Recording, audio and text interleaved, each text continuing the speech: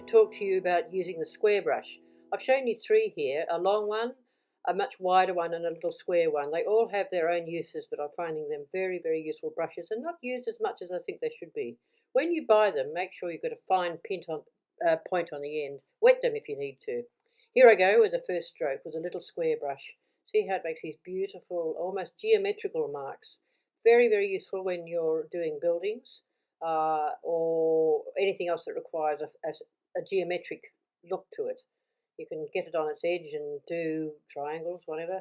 Also, I like doing just straight lines with it and little square ones, little short ones.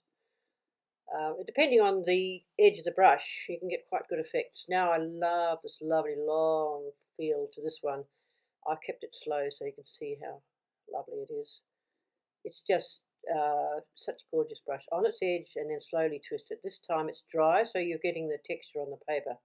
More paint back on the brush and a shorter one this time. Notice how I'm twisting the brush as it comes and then a quick flick off. It takes a bit of practice with it though. And lastly, we'll do a little short fat one just to give you an idea how else you can use it. I mean, you can use one more stroke on top of each other or beside it for changing the colours. Wonderful effect.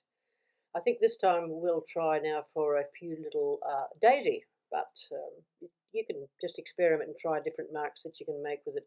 I find it quite useful for spiky bushes or any little spiky bits that I need. And because you're using just the edge of the brush, it has a lovely textural feel to it. This time I'm using the big brush straight down. Isn't that gorgeous? The way it comes down fully loaded with paint. Then I can do squares with it, also useful for buildings. You could also use it for straight lines. I mean, if you've got a steady hand, or a wavy line if you don't. Just keep it right on the tip there. Just keep going.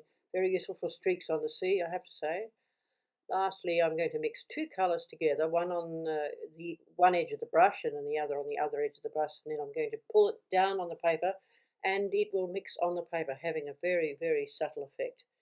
Very, very good for sunsets, and you know what you're doing, and it's worthwhile practicing having two sunset colours and then repeating the stroke. Then last of all, same again, but with a dry brush, so you're picking up the sparkles on the paper.